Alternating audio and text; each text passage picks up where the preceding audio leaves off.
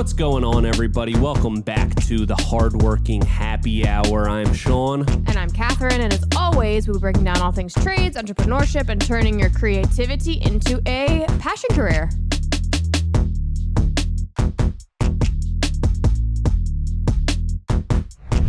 Sean! Hey, what's happening? Welcome. Catherine Lippincott, how are you? I'm doing great. How are you doing? I'm doing very well. Very well. How's your health? How's my health? It's not good. Really? No, my health is great.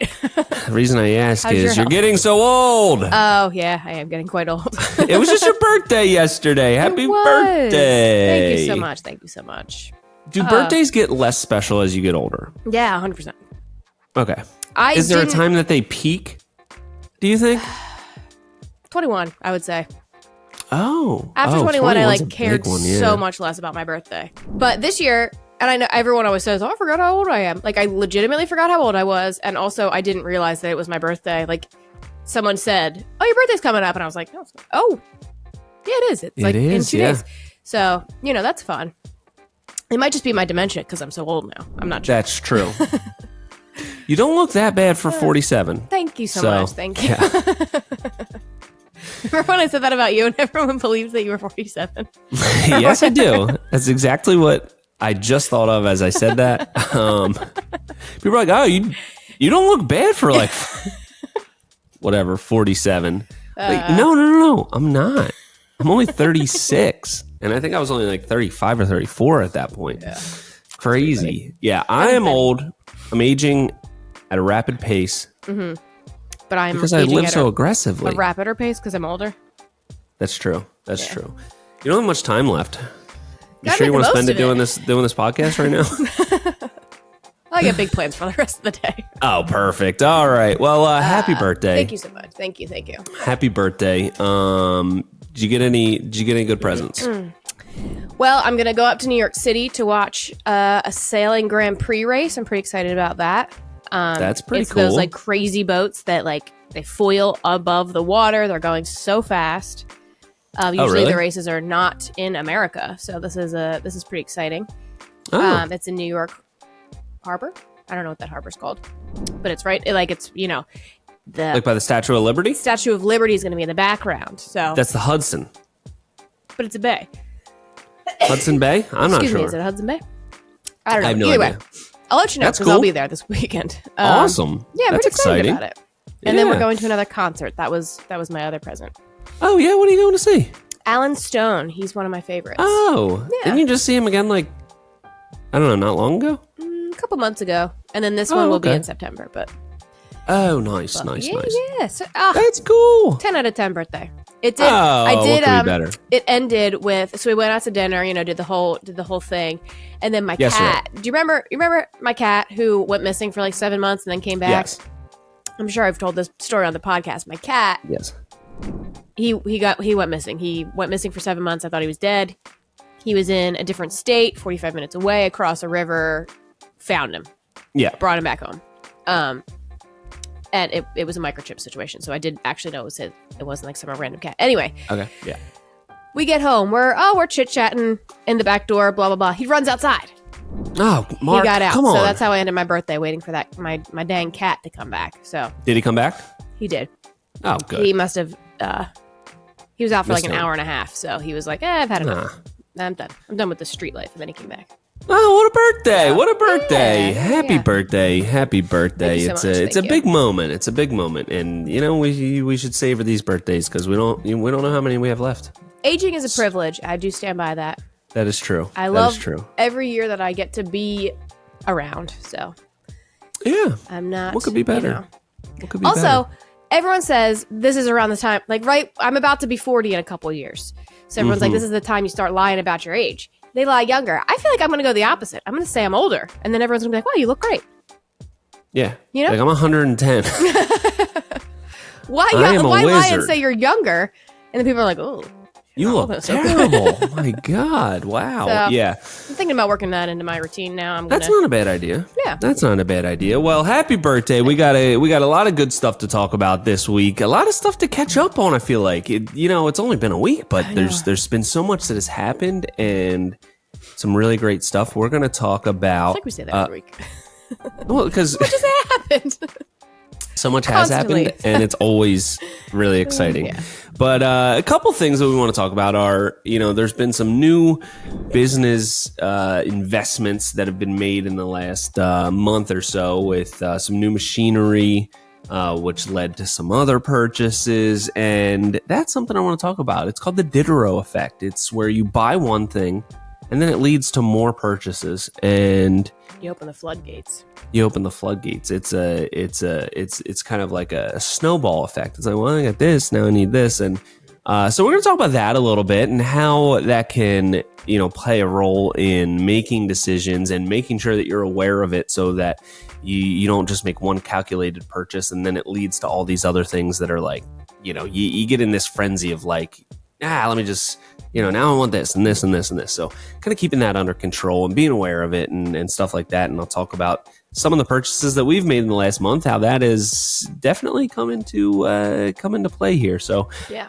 and what else we got? We got, We're also going to talk about like outside of the box thinking and where we find design inspiration and, maybe some tips on like where you could find design inspiration if that's something you're looking into. yeah, Because it's, ideas are meant it's to be around us stolen. everywhere. And an idea has no owner. An idea It can only be it's borrowed. something. It can only be borrowed, exactly. So we'll talk about that a little bit. Yeah, I think that's. I'm really excited about that because we're going to talk about some things that we're doing on this project, and it just gets me all jacked up. Gets me all excited. You love a design talk. Oh yeah, let's go. All right, well, let's get into it. Well, should we start with the Diderot effect that I've just learned about? Okay, so I'm currently listening to Atomic Habits again. Trying to get back on my habits, and one of the things they talk about is the Diderot effect, and it's one of those things that hit me at the right time. Okay. Yeah. You remember this? Yeah. Yes. In the term of habits, that I do remember that. I didn't know it was also for purchases. Yeah, that's how it originated. So, Okay. So I'll explain the Diderot effect. It is. I guess this guy Diderot, he was a this old time he was like an artist or something like that, and basically he was broke and poor, and then like the queen or something like purchased his art or whatever, and he got a bunch of money basically, and he went out and he was like, you know what, I need a nice beautiful robe, and then he said, okay, I'm going to treat myself. I'm going to get this nice robe. And then he got the robe.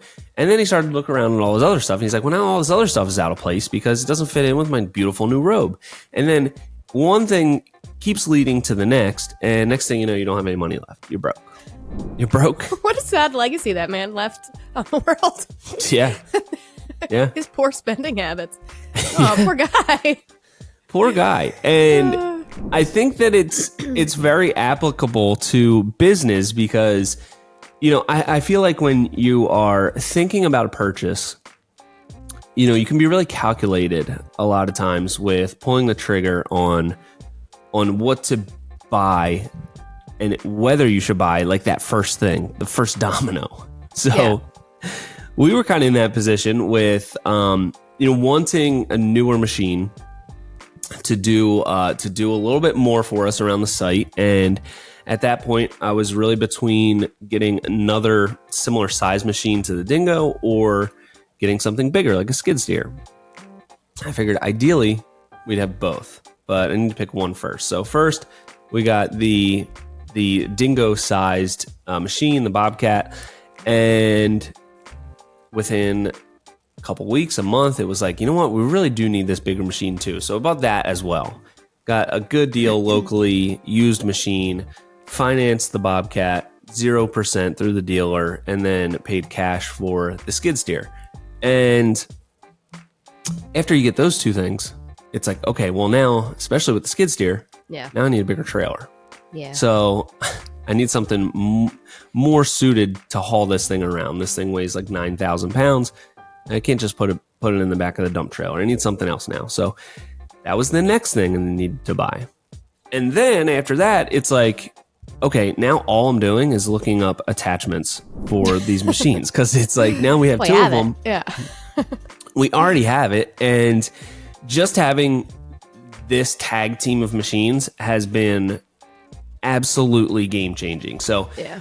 like It has leading been up to that first purchase, it was so much thinking. It was literally like years of thinking about getting a full-size skid steer, and kind of weighing it out in my head, and we could still rent when we need it, and then finally pulling the trigger. That decision took so long.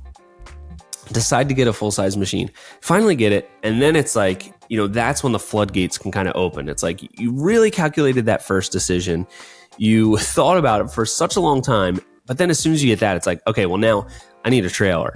And I don't have any time to think about that. I need it right now. And I literally went to the place that I bought my trailer because it was the only place that was open on the Saturday of Memorial Day weekend. And that's when I needed it. I was like, I don't want to waste time, going during the work week to somewhere. So this was the only place that was open. I shopped around a little bit, and they were all relatively in the same place, same range. So that was the only place that was open. So it was like, I need it right now. Just gonna go buy it. So bought that, and now with the attachments, it's like, I'm realizing the benefit of having this machine on site and how much easier it is making so many things that it's just like, why didn't we get this thing earlier? And why don't we just maximize its potential by getting all kinds of attachments for it that make everything else easier? Yeah. Like you know what I mean? What kind of attachments do you want? Well, okay. So another thing that we waited way too long to get was a power broom. Yeah. It's like, I guess it's probably about a foot wide. If people aren't familiar with a power broom, and it's kind of like a weed whacker with a brush on the end. Yeah. And whenever we do any machine work, we're driving up and back down the driveway, in the street, all this kind of stuff. There's just dirt that needs to be cleaned up. And if you do it with a broom, it's going to take forever. It's not even going to work that well. We got this power broom. Unbelievable. Amazing. Yeah, it was. it's pretty great. And I want to give you some credit for that, because you were like, some credit. Well, I mean, I was the one that was like, it's not don't you invented the buy damn this thing. now. No, I forced We'll give you the some purchase. credit. We'll give you some credit. I didn't invent the power broom, but I did force the purchase upon Premier Outdoor Living. You did push it very at the right time. You were like, we need this thing. I was like, yes, we do. Because we had spent like 3 days on site, like at the end of each day, using a broom to clean off the driveway and all that stuff at the end of the day. Sometimes it's like a short driveway, so you're like, it's not that bad. Yeah. But other times it's like a really long driveway, and you're like, you got to sweep this thing manually? Yeah. Are you kidding me? And when you do that, like, it not only takes you longer to do it, but it also is like, all right, well, we're going to get more dirt or whatever here tomorrow. We're going to be moving more stone, so we'll clean it tomorrow. Mm-hmm. And not a huge deal, not the biggest deal, but it's always nice to leave the job site nice and tidy at the end of the day. Yeah. And by getting this piece of equipment, it makes it so much easier. Yes. So much easier. Also, which is amazing, when you get a load of stone dropped off, usually we'll get it dropped in the street, and it's a huge pile. So a lot of it, some of it kind of spills onto the grass. Put this thing on the grass, shoots the rocks right out of it. Yeah. Doesn't mess up the grass. It's unbelievable. Amazing. It's pretty cool. Yeah. Unbelievable. So with that purchase, Power broom attachment for the machine, they're huge. Yeah. They're like, 3 feet wide, 4 feet wide. And it would make it so much quicker. Like realizing how much of an improvement going from a broom to the power broom to go into a power broom attachment. And you can get one for the smaller Bobcat, the MT100. And they're like, I don't know, maybe like $4,500. But it seems like a big purchase. But we've literally, now that we have a power broom, on this job site, we've been keeping it really clean. At the end of every day, we are cleaning off the driveway, cleaning out the street, and it's just a little thing, but it's, I think, enhanced our professionalism. It's enhanced the experience for the client, and this one especially because it is a really long driveway, and they pull in and out. The guy's got an electric car, so he needs to get into the garage every day. So it's just been really nice to keep it clean every day. And we've also had a lot of stone deliveries, dirt deliveries. We've already gone through I want to say 60 tons of stone and a full triaxle topsoil and loading out a 20-yard dumpster full of the grass that we dug out, all that kind of stuff. So it's been a lot of traffic up and down the driveway, all that kind of stuff, making a mess. And this thing has made it so much easier.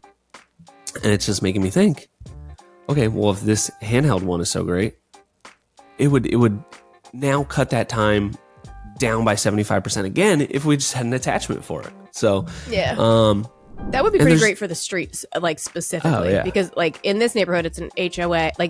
Lots of places we work have HOAs, and they're so strict about what you can put in the street and all that kind of stuff. So I do worry about just the general cleanliness of the street, because you can really only get it so clean. There's always, you can tell that a stone was dropped right there, no matter how well you clean it. But if you had one of those attachments, it probably would make it. It would make it much better. Yeah, much better. All right, go buy one. I'm thinking about it. I really am. And then, you start looking at that, and it's there's attachments to make every single part of the job so much easier. And it's just, I really want to start buying it. But that's what you got to be aware of, because the first purchase, so calculated, so well thought out. I am very, I would say, conservative from a financial aspect with purchasing new things, or especially financing things. Yeah. Don't like to do that because it just puts more pressure on you to it just takes away a lot of the buffer of paying for something cash and not having that increased overhead. So after a lot of thought, we finally bought the Bobcat MT100. Finance that because it was 0%. It was about $40,000, and took a lot of time deciding about that. Then decided, okay, if we're gonna get this bigger machine, we really need it on the next couple projects. So it was all right, you know what? Now's the time to get that as well. But I'm gonna pay cash for that, so we're not increasing our overhead so much. I'm not gonna finance two machines at the same time. That seems crazy to me. So, those decisions were really thought out for a long time. And then it's the trailer was just all right, now I don't have time to think about this. I can shop around a little bit, but now I need a trailer. Yeah. All this kind of stuff. And that avalanche can always happen. It can happen with a project that you're doing at your own house. It can happen with, pretty much anything in business. You can really have this effect start happening. And, once the snowball of purchases is over, you kind of look back and you're like, okay, we spent way too much money here. We now have dipped into our reserves too much, or we have financed too much. That's where I'd say you really need to be super conscious of what you're doing. Because if you're oh, this is 0%, this is 0%, you can just start financing a lot of stuff. And next thing you know, your overhead is really high. And you have all this nice equipment, but it puts so much more pressure on you to, increase your efficiency and increase your output and all that kind of stuff. So I think just being aware of that effect and having a name to it has helped me kind of pull the reins in a little bit. Yeah. Be more mindful of what's happening. Yeah. Be more mindful, because it can be an unconscious sort of thing. Yeah. And it feels good to buy new stuff. That's why capitalism works so good. Because everyone likes buying shit. Yeah, it does feel good. Everyone's and it was person. With the specifically skid steer, the Bobcat was a 1-to-1. We already knew how much more convenient things were with that machine. Wasn't really revolutionary. With the skid steer, we're oh my god, this really is so much better. So there is you can advance so much with just one purchase. So that really is you're riding that high. Yeah. And you know what I think has really fueled this? What? We talked about it last week. What? Facebook Marketplace. Oh, God, yeah. Yeah. they know I'm not really clicking on skid steers anymore. So they're like, he probably already bought one. So now they're not really showing me skid steers anymore. They're showing me mini excavators. Yeah. So That is the next logical purchase. it really is. And there's already been a couple times on this project where it's like, we should really just have one. You know what I mean? Yeah. I mean, the amount of it's one of those purchases once you make it, and we've had so many of these that it's like, how are we doing this without this? Like having to break down pallets of wall block or pavers and move it around, like just straight up backbreaking work that sucks. Once you get it, you're like, why didn't we get this sooner? So I'm trying to be proactive and, just buy more stuff before I know that we need it. Because it's awesome. Yeah. You know what I mean? It's just cool. It's fun. So what do you think we should buy next? Excavator, tilt rotator, tiltitator. Yeah. Just I've been mostly for fun. Yeah. So with like buying these new things, it's got me in this mode of like, and this will kind of lead into the next thing that we want to talk about, thinking outside the box. And I'm like, okay, I've now seen and experienced, not like I didn't know how much quicker a skid steer would be for moving bulk material, but like once you have it on site and you can use it for more things that were like not as anticipated, you know what I mean? Like, oh, we have this, we have it here. Let me just jump in it and we'll move this around. Once using that and seeing that benefit, it's got me thinking, okay, how can we utilize machinery, equipment, techniques, things like that to just like, is there a way to build differently that we are missing? I don't think that works. I don't think that works what you were just doing. Licking the pen to get it to write again? Yeah, does it work? Yeah. It does? It just really? Works, yeah. Huh. Interesting. Sorry to distract you. I need to take a note. Okay. Is it related to this? Or personal? Professional. Okay. It's got me thinking, is there different ways that we can build things that would make it easier or more efficient, or like what can we do? And I'll lead in, I'll lead into where this kind of went in my head, and that is, it got me thinking. Okay, this project that we're on right now, no roof structure, makes the project go so much faster. For sure, obviously, yeah. Takes out a huge part of the project. Yeah. Most of our projects do have roof structures. What about the roof structure makes it take so long? Makes it, all these things, and a lot of it is. Oh, do you know where I'm going with this? My mind was like, maybe we should. I think he's going to say we should construct it on the ground and then like crane it into place. Exactly. It's exactly what I'm thinking. Yes. The thing that makes it so much slower is like you have to, get a good setup for working in the air. Like, you got to set up your picks. You're up and down ladders. You're all this stuff up there to measure it, down to cut, back up. If you could just build it on the ground, why not? Yeah, we just need a crane now.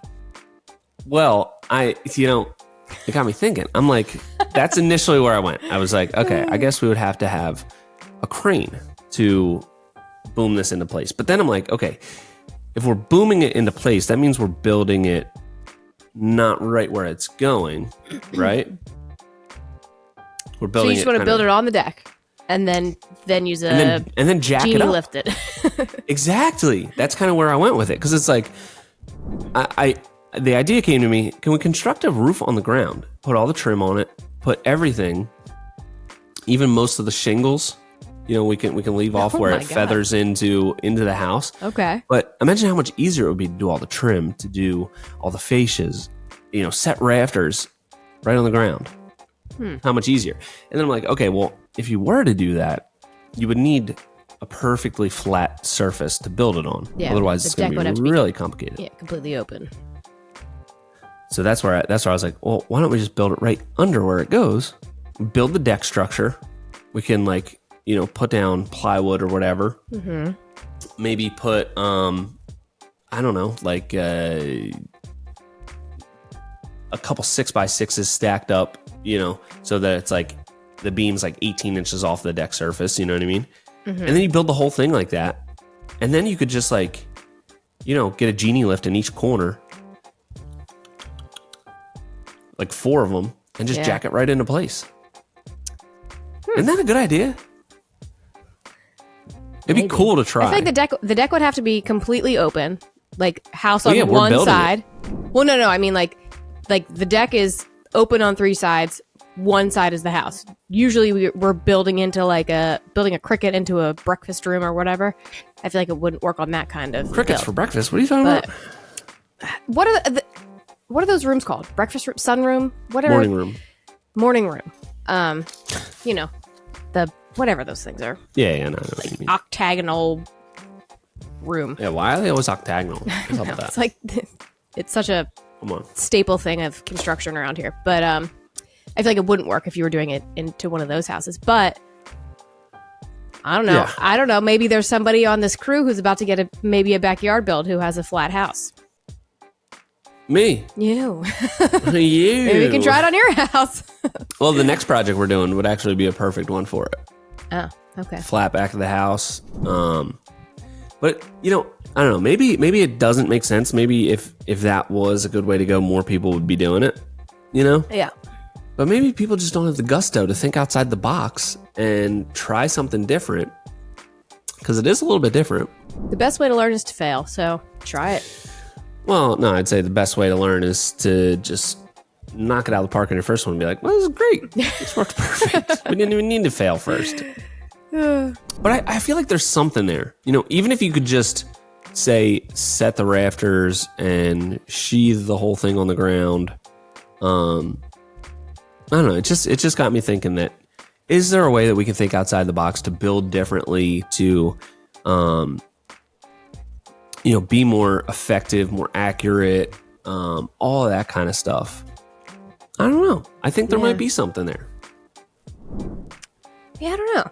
I feel like you'd have to recreate the exact pressure points, like how you would do it. Just like if you're going to be, if it's going to be on a 6x, just do like a tiny 6x for that spacing, so you have it.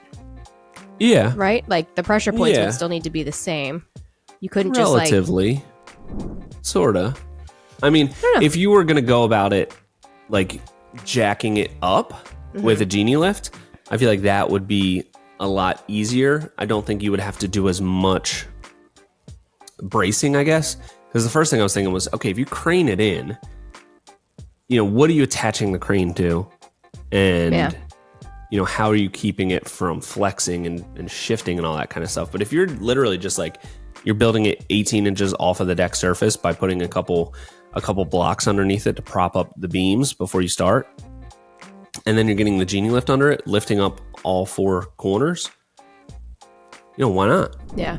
I mean, they lift like whole houses flexion. and like to redo foundation. So I don't see why, I think that it might be work. something. Yeah. It might be something. It might be something to try. I think it could be cool. All right, let's try it. Okay. like awesome. All right. Well, I also think it's funny that I just knew exactly what you were going to say. yeah, that was weird. How'd you know that? I don't know. You're looking at my search history.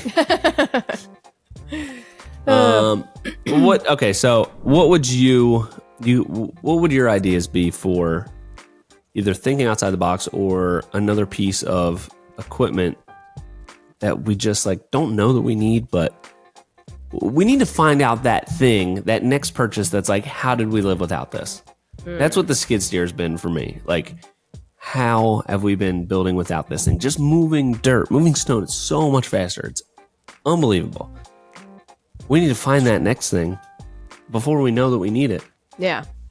And then be like, how did we live without this thing? Well, I feel like this is what the internet's for. Like, I see all these people using all of this, That's true. stuff. Yeah. And then I'm like, whoa, we could use that. Do we need it? Probably not.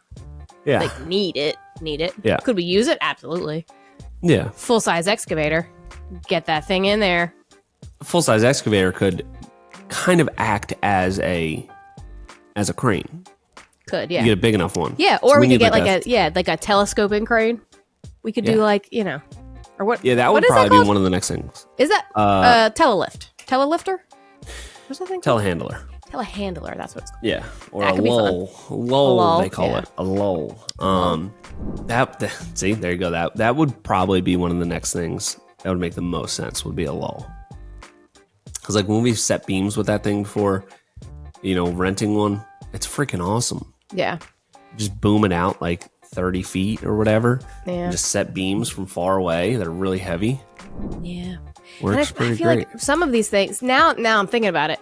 One of the things we do is absolutely destroy people's lawns, like really bad. But if we had like a lull or like an excavator, that could help us like move stuff in a way that I feel like could potentially reduce a lot of yard destruction. That could be good. Definitely an excavator, because an excavator can kind of like Put stuff where you want it to go. do most of the work without moving, sort of. Yeah. You know what I mean? You can reach such a large area. Like when you're moving stuff with the skid, you're just, you're tearing everything up in its path. Yeah. But that could be something. Just having an excavator would be fun. It would be fun. It would definitely be fun. Yeah. That I think that's the main thing that I'm pulling out of this is it's fun to have these things. It's awesome to have this skid steer. It's helpful. I love it. But it's mostly just fun. Yeah. And people are like, I'm not a material person. I'm not a material person either. I'm more of like what would you call a machine? I'm like a machine person. I don't need new clothes. I want a new machine. Yeah. Which is just way more expensive. So It's a little less cost effective, but yeah, we all have our passions. we all have our passions. But it really has been an absolute game changer, and I can't believe that it took us this long to get it. And it's just got me in a state of mind of how do we find that next thing that we need before we know we need it, Yeah. and balance that with, okay, let's make sure this doesn't turn into a cascading effect of buying more and more and more expensive things Yeah. before we realize, oh my God, there's no money left. Yeah. We're out of business. I can see how that could happen. Yeah. Because it's so fun to get new things. It is. It's nice. Yeah. All right. Well, What else you got on that? Oh, well, we're gonna talk about inspiration. Yeah. Thinking outside So- the box to find your inspiration. So let's move on to Yeah. that. So recently on the internet, you asked a question and said you were asking about low voltage lighting for something that's kind of like a string light, but you can kind of customize it and it be low voltage. And you got a lot of responses, and lots of people had different, they were kind of like, well, what's he asking about? What's he, what's he what's doing he trying here? to do with it? So on this project, we're doing like a really amazing light feature wall because you, a couple years ago, I guess it was, Yeah. saw this really cool light wall that you took inspiration from. And now we're building it on the project. So you're constantly doing that. Like anytime we travel for work or you travel personally, you're always taking inspiration pictures of different things that you see that you kind of think, I don't know what I can do with this yet, but lock it away in the memory bank and maybe an inspiration will come to me later. Absolutely. Or maybe it came to you in that moment. But I think it's an interesting way to think, and it's an easy mind shift for people who are always like, I want to design my own projects, but I don't know where to start. I'm not a designer. I don't know what to do. I don't. Yeah. And I think that I think you saw the light wall thing at a hotel. And I think that that's like a great place for people to start when they're looking for design inspiration, because those places, like, think about like the most curated spaces you're in, hotels, any kind of like resort, like they pay people millions of dollars to design these places. So kind of look at those places and kind of, see what you can do with it, So is that, when you do that, is that your mindset of looking at inspiration, or is it just something like, oh wow, that really caught my eye and I need to note that? I think it's a little bit of both. So it's definitely one of the questions that I'd say we get asked the most is like, where do you find your inspiration? People want, I think a lot of people want to start designing their own spaces. Like I think a lot of people kind of see what we have done and they're like, maybe just getting started and they don't have a lot of design experience, but they want to go from just building, say regular backyards or whatever, specific types of projects they're doing, and then like do some extra stuff and be more design forward with it. And they want to know like, how do you make that transition? And I think it's almost impossible to sit down, start trying to think of design things just in that, like, it's not a switch that you can just turn on. Like, you need to have ideas to put down onto paper or into your rendering. You need to get those ideas from somewhere. Like, there is no, I think you said it earlier, there is no original idea. Like, people have said, hey, I stole your idea for this. Is that cool? And I'm like, yeah, of course it is. Like, yeah, this is not my idea. I'm not, yeah. Like, I wasn't the first person to do anything. So, yeah, like, an idea is either like you take it directly from someone, you know, consciously or unconsciously, or it's just a amalgamation of other things that kind of combine. Was that a word? Yeah. Really? You used it properly. Yeah. Really? Oh my God. It's amazing. So it's really a mindset that you need to have kind of all the time. Like, the switch that needs to flip in your mind isn't, okay, I'm ready to sit down and start designing a space. It's, let me be more mindful and more aware when I am in a space that is similar to what I'm trying to build. Right. So, you know, if you're doing backyards like us, it's like, okay, if you're at a party somewhere and, you know, you can start noticing like the flow of the space. That's something I always try to like just be mindful of when I'm at a place that, you know, it's a party or barbecue or whatever it is. Just like see where people tend to gravitate towards. Yeah. Like, how are people using the space and what does it need? Like, does this party need more chairs or does it just need more open space for people to stand around?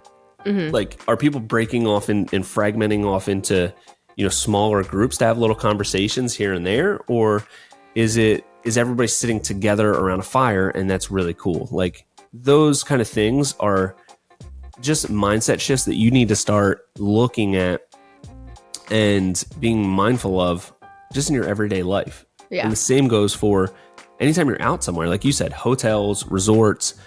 Those are the places that I always am taking pictures at, because there's, like you said, they literally pay people millions of dollars for you to go there and feel like the atmosphere and the environment is relaxing and calm and grounding. Yeah. So this is intentional that they're doing this stuff. So there's lots of really good ideas to be borrowed or stolen or whatever you want to say and incorporated into your project. So if you're mindful of that, I just like to, it's hard to be mindful of that all the time if you're not super passionate about it. So that's the kind of thing that gets me all jacked up. So naturally I'm just like, that's so cool. Oh my God, like look how they did that. And I'll usually take a picture of it. Just quick little picture. And it's not like I don't put them into a special folder or like store them away somewhere special that like, you know, I'm going to take this exact element from it. It's more of like an extra layer of mindfulness. It's like, okay, I've sat here, I've looked at it, I've seen it. That's really cool. Now I'm just also going to take a picture of it. I can go back to it later if I feel the need to, but a lot of the pictures I take, I never end up going back to, but like some element of that stuck out to me and it kind of like melds with other ideas that you don't even remember where you got, but they just all come together. And that's how you get inspiration. It's just being mindful about it. And you can either take a little piece of it that you're not even sure how it influences the next idea, or it can be more direct. Like I saw this really cool light wall at a restaurant in, I think it was in Cabo at the Decorators Pro Summit. And it was just like so cool. I'd never seen anything like it. And it was like, that is so cool. And I could kind of see, okay, this is something that is awesome, but would also be very doable. Very doable. It's not like building a 50-foot like structure that's like, oh, obviously that's cool. This is just a really unique idea that could be mimicked in a backyard fairly easily, you know, if you just find the right things to kind of go with that theme. And so I took a picture of it, and that was in 2023. It's, you know, basically 2.5 years later almost, and now we're taking more direct inspiration from that photo and doing it on this project, and I'm super excited about it. Yeah, I'm super excited about it, and it's like I didn't, you know, this this opportunity to do this light wall thing, I've thought of the idea a couple times in the past couple years about, is there a way that we can incorporate this? But this was the first project where it was like, that's what this space needs. It needs one extra layer here, and boom, this is gonna be the perfect spot for it. Perfect clients for it, because they were like, any like cool, unique ideas you come up with, definitely let us know. If you think of more ideas, let us know. And it was like, that's gonna be the perfect touch for the edge of this patio space. Do this really cool light wall, and follow along with the project we're building. You'll see what it's gonna look like. But that's how I look at getting inspiration. It's literally just being mindful. Yeah. That's it. Yeah. Do you take inspiration when you go places like that? Oh, definitely. Yeah. I definitely am, and especially in like curated spaces like restaurants, but especially like chain restaurants. Those are the ones that are like, the ones that have like the big conglomerates behind them. Those are the people that are putting like, okay, it's a cheesy restaurant or whatever, a Maggiano's or whatever. But those are the people that are spending the most money to make you want to be in that space. So like it's kind of interesting to just know. I love Applebee's. Exactly. You kind of just notice like, what about this space do they think that people want? Like, do I feel comfortable here? Do I feel like I want to be in this space? Like, what is it about this space that's making me feel that way? Because if there's nothing worse than when you go into like a restaurant or a hotel and it's just like bare bones, like it feels wrong and it feels bad. So it's like, notice why this other place makes you feel like you want to be in there. What about that space? What's curated? Is it the lighting? Is it the the decorative features? Is it the statues? I don't know. Like what is it about this space that is different, that is making me feel like, wow, this is a grand space or whatever. So I love paying attention to that kind of stuff.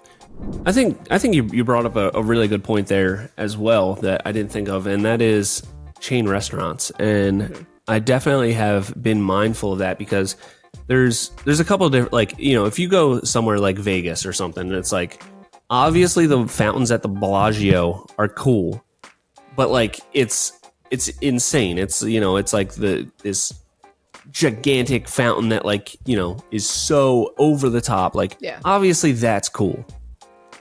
What's a really cool place to get inspiration is where they're intentionally, I don't want to say cheap about it, but like it's using super regular materials in just a different way that makes it super unique and makes it look curated. So the two things that I'm thinking of are Chipotle and Urban Outfitters. I was going to say Urban Outfitters. Yeah.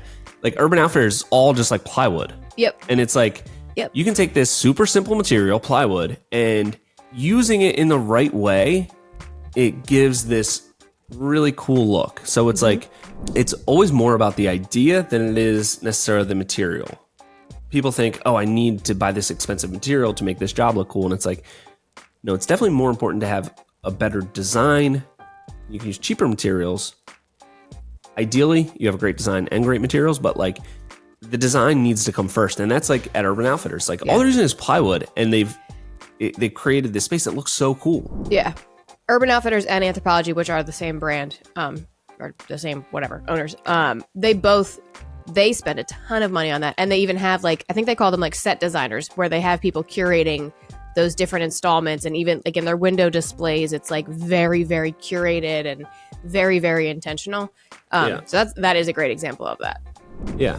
And same thing with Chipotle. It's like, metal, like corrugated metal and plywood, basically. It's like wood and metal in there. And they have done it, obviously with a design firm.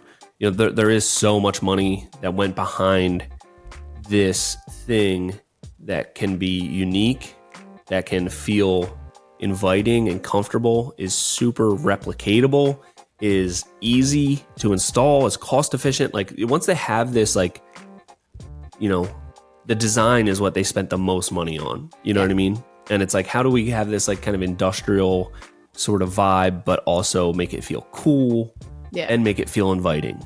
So that's a tough group of circumstances to deal with, like replicatable, make it look the same no matter what strip mall it's in or whatever. Make it so that it's easily enough installable by anybody around the country, no matter where that Chipotle is. Access to materials, like all of these things those are tough parameters to work around and make it so that you walk into a Chipotle and you're like, I know I'm in a Chipotle. I am in a Chipotle. I'm in a Chipotle. So just no matter where you go, if you just start to be mindful of it, that's all you need. Yeah. But if you're not passionate about it and you just want to be a designer because you want to charge more for your projects or whatever, like, you're probably not going to get there, because you need to have that innate curiosity about it to be able to be mindful wherever you go. You know what I mean? Yeah. For sure. So, but I love it. I love it. Yeah. I just go places, and it makes me enjoy that moment more too, because it's like I am out of my ordinary space. Yeah. I'm somewhere else, and I want to be in touch with my new surrounding, and it makes me feel more immersed in it when I look at how they built the post for this, or why'd they build this structure here, but it's so cool. You know what I mean? Like, the more mindful of it you are, you're going to get inspiration from it. And then when you go to put that design together for something that you're doing, you might just be getting fragments of different ideas, putting them together. Sometimes you're not mindful of where that idea came from. Sometimes it's, oh, I remember this picture. We're going to do something super similar to this. But you'll always have an arsenal of ideas if you're just mindful wherever you go, because there's always inspiration around us. Has anybody ever said that? Beautiful. That's probably like a totally new thought, that inspiration is everywhere around us. Everywhere. It's everywhere. All right. Well, all right. You got any final thoughts on that, or was that it? Because we got to move on to something exciting. Yeah. Well, I'm going on vacation in like 10 minutes. Yeah. So I'm going to be looking for inspiration. And you're going to Cape May, which is a very... Not totally my vibe, though. True, but it's an incredibly curated space. So, You think so? Yes. And aren't you going to... this will come out after you're back, so, Congress Hall.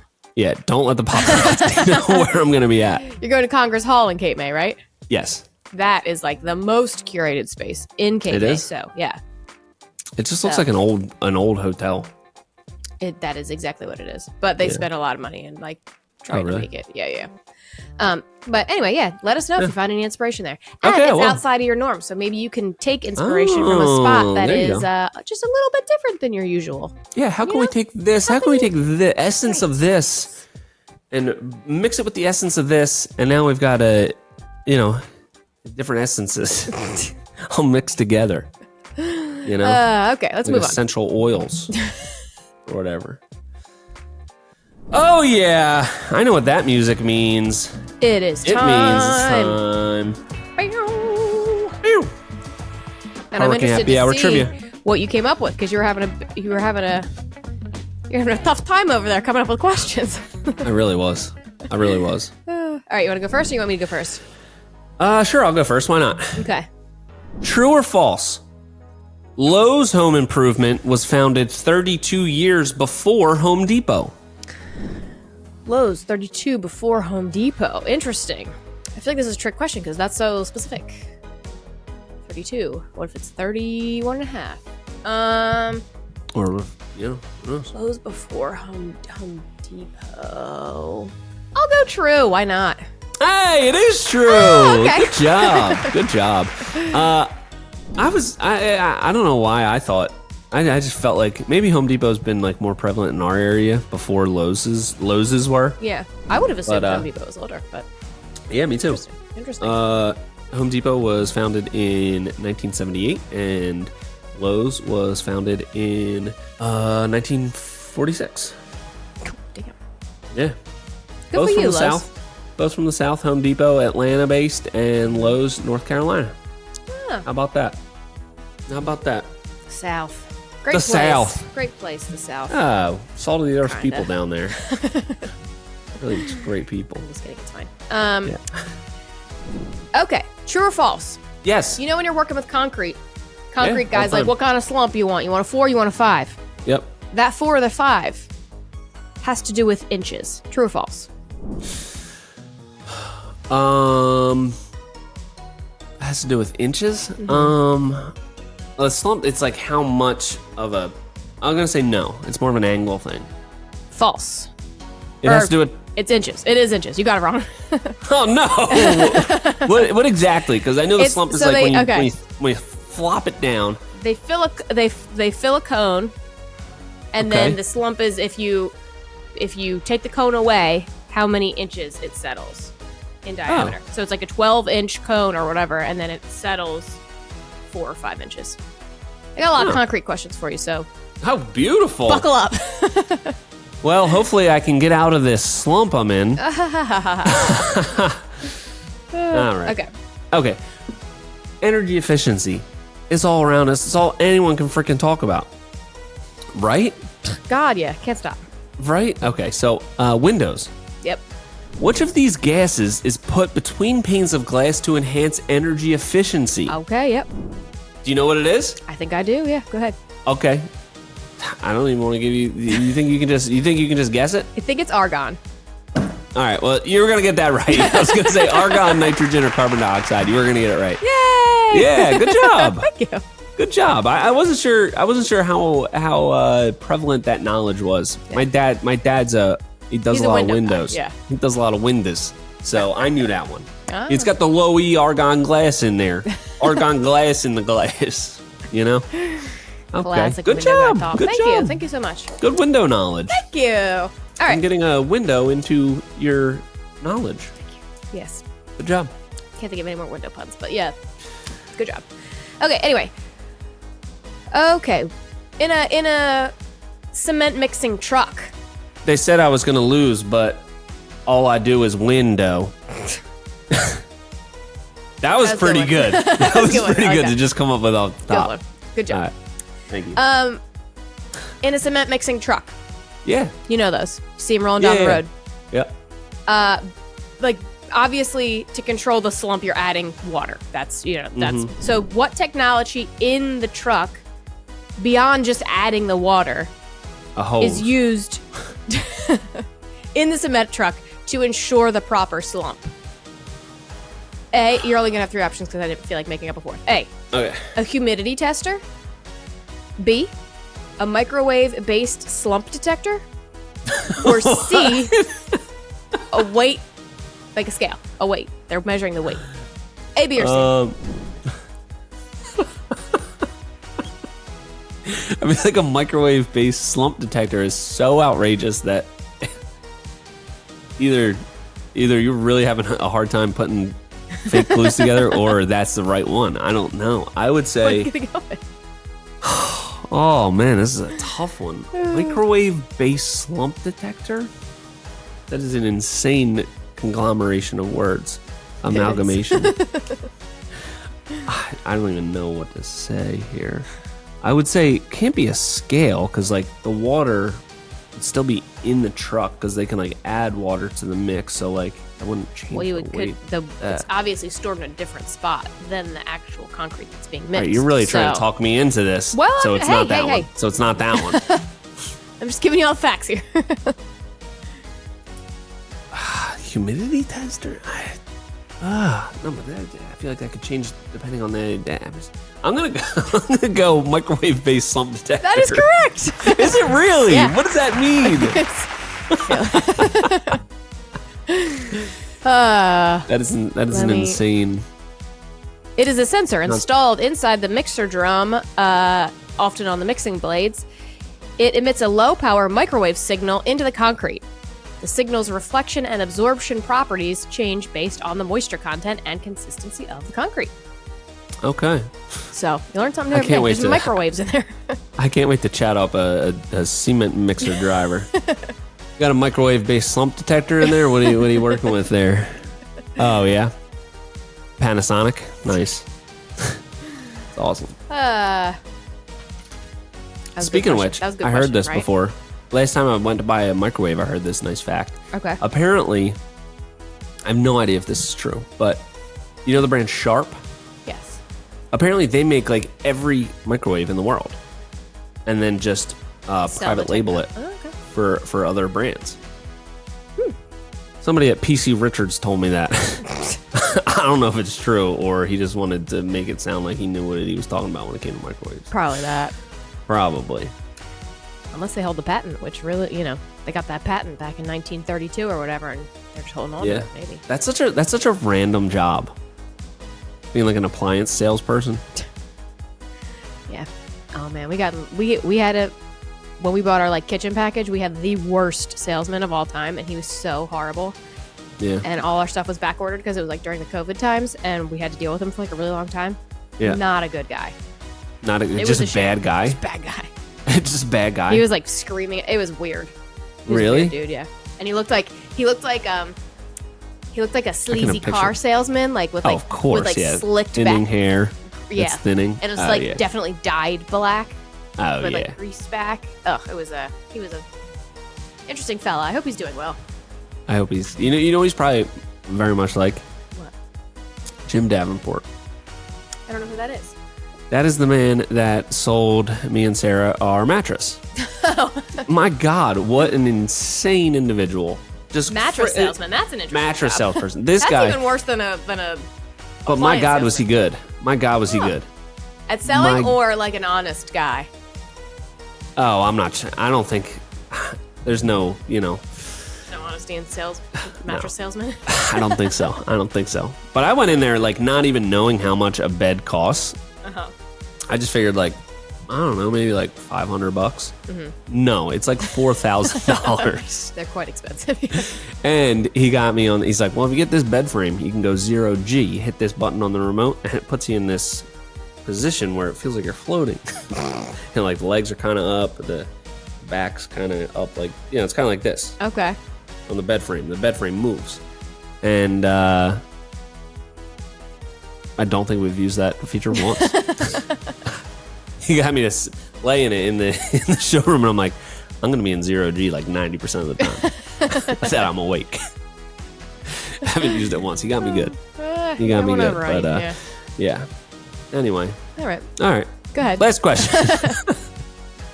What is calcium? This is a concrete question. Maybe it's the same one that you got. What is calcium chloride used for as an additive in concrete? Sorry, I wasn't paying attention. Say it again. What is calcium chloride used Calcium for chloride. Okay. as an additive in concrete? What's the purpose of that? A hardener. Calcium makes your bones real hard, so Okay. concrete hardener. Elaborate a little bit more. Strengthener. Makes the concrete act as one unit. Locks it in for justice. Locks it in for just it. Um, Maybe it like ups the PSI or whatever like rating, so you can put heavier stuff on it. Hardener. Concrete only does one thing. What do you want me to say? It does two things. Concrete- It gets hard and it cracks. It gets hard and it cracks. I'm a very generous guy, and you know that. You know that about me. And you're not I'm going gonna to have give to it to say no on this. I'm Okay. gonna have to say no. It's more. It accelerates curing during cold weather. Oh, it's like specifically during cold weather. Yeah. Okay. You would add. Yeah, You would add I wouldn't a give that to me calcium either. chloride, Fair. to enable it to cure in freezing temperatures or near okay. freezing temperatures. So, Interesting. all right. What do That we makes got? What do sense. we A got? chloride. I can win here. Okay. Can I? No, I can only tie. You can only tie. I Okay. tie every week. This seems like it's staged. Whatever. You Okay. know what? We're both winning because we're learning. Exactly. Everyone's We're winning. learning. All right. Yeah. This is another concrete question. Okay. In Australia, what do they call a cement Yeah, truck? mate. Here we call it a cement truck. Canada, they also Oh, they call it a probably cement call it truck or a concrete truck. In Australia, what do they call it? It's either. I feel like it's got to be a lorry. It's probably a lorry, or like a A concrete lorry? maybe, or That's like not an Australian. What's an Australian accent? I can't- Crikey! Get to the kangaroo. No, that's not good. Crikey! Maybe the dingo ate your baby. There you go. There you go. Okay. Let me think. I feel like they would call it like something silly, like a topsy-turvy or like a around or around. It's more around. literal. It's more literal. You'd think that, but it's a pretty literal. That's a pretty literal name. A spinner truck? No. Is that your final answer? A mixer? A mixer? No. I don't know. Just okay. I'll say a lorry. All right. No. A concrete agitator. That was kind of British. That concrete question agitated me. Yeah, your accent game is terrible. Terrible. That was about British. as bad as mine. I don't know. Agitator. It's a concrete agitator. That was good. That's better? That was definitely good, yeah. All right, perfect. All right, I won't Good do job. anymore. We'll leave on that note. All right, well, it looks like... Do we have a couple more minutes to just do Australian accents, or...? I think we can pencil in the time. Yeah. Okay. People want to hear that.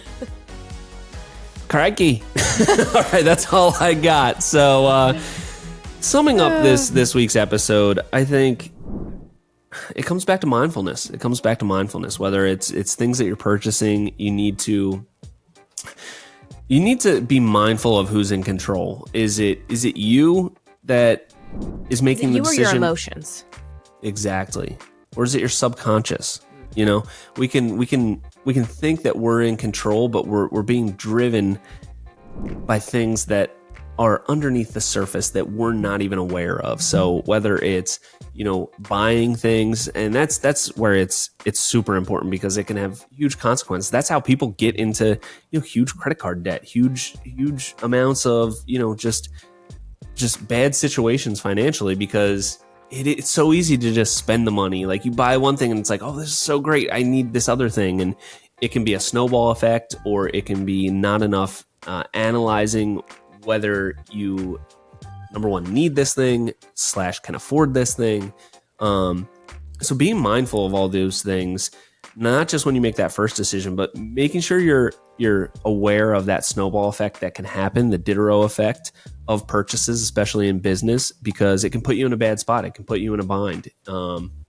And I never like to feel like that. I want to feel like we've got enough flexibility to endure tough times, to make decisions on the fly that are going to enhance the future of our business, all of those kind of things. And also being mindful of your surroundings and getting inspiration from hotels, resorts, restaurants. Restaurants are such a great one, especially with like this, new emphasis on outdoor dining. That's a big inspiration for me when I go out. Just look around and see what they did with the space and what makes it feel this way. And that's really where you get those environments that are so curated in such a unique way. And it's usually just taking materials that you're aware of and putting them together in a way that's super unique and just new. So be mindful of that around you, and it's just going to pay off tenfold when you go to implement it into a design or really whatever your passion is. If it's not design, it's actually building. Like, look at how things were built. Look at how they were put together. All of those kind of things comes back to being mindful, and it's not only going to serve you in the future, it's going to serve you in the present, because you're going to enjoy the moment. You're going to soak in the moment. You're going to soak in the moments. You're going to enjoy where you're at right then and there, and it's going to serve you in the future because you can go back to it if you're mindful of it. That's what I got for you this week. Oh, thank you so much. Appreciate that. Sorry, I didn't know all you guys were here. Well, appreciate you guys for joining us, and we love you. Till next time, this has been the Hardworking Happy Hour. See you next week.